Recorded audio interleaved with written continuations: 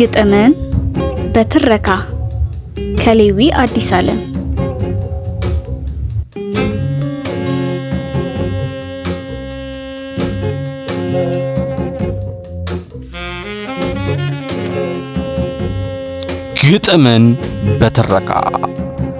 ግጥምን በትረካ የሚለው ፕሮግራማችን አሁንም እንደቀጠለ ነው።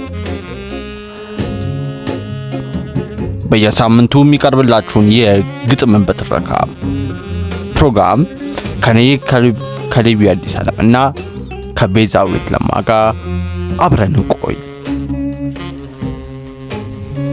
ለማንኛውም ሳምንቱ እንዴት ነበር? ሳምንቱ ጥሩ እንደነበር ተስፋ በማድረግ አንዳንድ ነገሮች እስኪ እንወያይ። እስቲ ዛሬ አዲስ ጨዋታዎችን እናመጣለን። እስቲ ዛሬ የምናቀርብላችሁ መጽሐፍ ለየት ያለ ሊሆን ይችላል። በዚህ በግጥምና በትረካ ቤተሰቦቻችን አንድ ነገር እንድታውቁልን እንፈልጋለን። ግጥምና በትረካ ሲዘጋጅ የዛሬ ዓመት ነበር። በሚገርም ሁኔታ በአንድ ስልክ ነበር ሲቀረጽ የነበረው። እናም ዛሬ ለደረስንበት ነገር የሚያግዘን ያቺ ስልክ ነበረች። አሁን ግን በእናንተ ጥረት፣ በእናንተ ያለሰለሰ ድጋፍ ለየት ባለ ጥራት ወደ እናንተ ፕሮግራሞችን ለማድረስ እንሞክራለን። ግጥምን በትረካ እናንተን ለማስደሰት፣ እናንተን ለማዝናናት፣ እናንተን ለማጫወት የተለያዩ ጭውውቶች ያላቸው መጽሐፎች ለእናንተ መረጥ እያደረግን ለማቅረብ ነው የተዘጋጀው። ግጥምን በትረካ ይቀጥላል። አሁን ከማስታወቂያ ሰዓት በኋላ እንገናኛለን። ግጥምን በትረካ ይቀጥላል። የማስታወቂያ ሰዓት።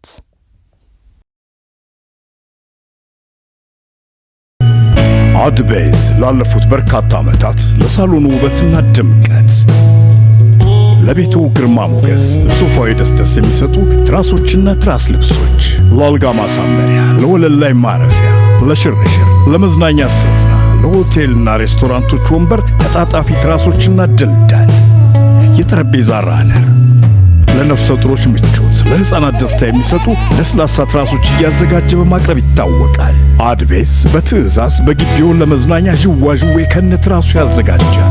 ለበዓልና ለስጦታ የሚሆኑ ትራሶችንም በፈለጉት አይነት ቀለም፣ ህትመት፣ ዲዛይንና ሳይዝ፣ በተጨማሪም የሶፋ ስፖንጅ ከነትራሱና የሶፋ እጀታ ሽፋኖችንም እንደ ምርጫው ያቀርባል።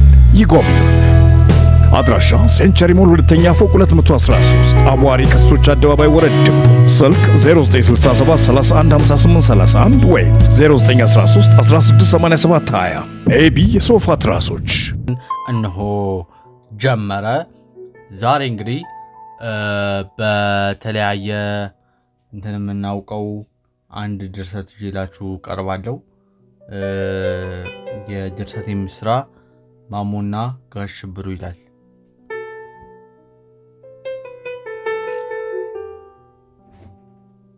ማሞና ጋሽ ሽብሩ። ከዕለታት በአንድ ቀን አንድ ጋሽ ሽብሩ የሚባሉ ሰውዬ እየሄዱ በቀን ማሞንም ያዩታል። በብስጭት በጣም ሲብከነከን ቀስ እያሉ ጠጋ፣ ቁመታቸው ሎጋ፣ በእጃቸው በያዙት ኃይለኛው አለንጋ ጋሽ ሽብሩ አሉ ወደ ማሞ በጣም ጠጋ። ማሞም ተጠጋቸው ከሳቸው ምክርም ፍለጋ።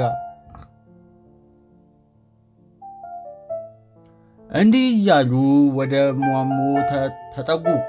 የያዙትን ዱላ እያውረገረጉ እንዲህ በማለት ጥያቄ ዘረጉ።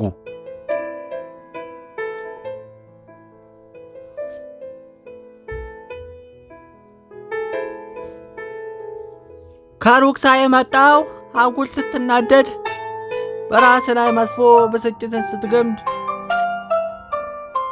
ማሞም ቀጠለ፣ ማሞም መለሰ በንዴት ባለው ድምፅ እያለቃቀሰ።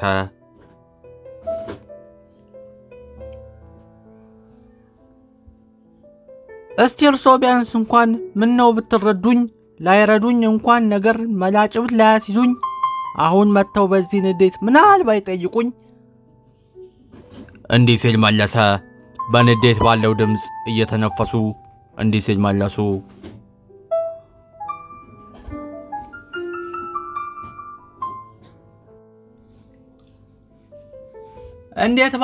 እንዴትስ አታከብረኝ? እንዴትስ ብትንቀኝ? ዛሬ ባታከብረኝ ለዱላ ቀን ስጠኝ። ማሞም ቀጠለ በንዴት ባለው ድምፅ እየተቃጠለ እንዲህ ሲል ቀጠለ። ማዘኔ ለምን ነው ዝምማ ማለቴ? ዝም በማለቴ ነገሩን በሆዴ ይዤ ሆዲፍጆ ማለቴ። ለካ ይሄ ነው ስህተቴ ይህንም ማለቴ።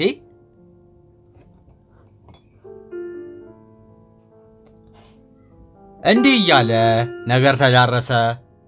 የእሳቸውም ካፖርት በዝናብ እየበሰበሰ ማሞም ቁና እየተነፈሰ በስሱ ነገሩን እየደባበሱ ከሩቅ ጎረቤታቸው ወይዘሮ መልካሟን እንዲህ እያሉ መጡ ወሬ ሊያናፍሱ። ወዲያው ምላሳቸው በወሬ ተራሰ። ያ የወሬ ምላስ በአፉ ብቻ ወዲያው እየተንተራሰ። ከዛም ቀጠለ።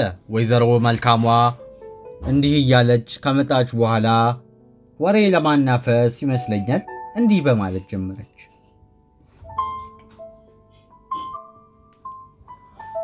እኔ ሲያድኩኝ ወደ ቤተ ክርስቲያን ደጀ ሰላም ልረግጥ በዚህ በጠዋት ደሞ ተሳልም የመጣው በዚህ በክረምት እያለች ቀጠለች።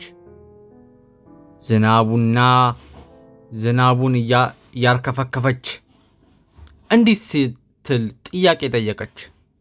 እንዴትስ ናችሁ?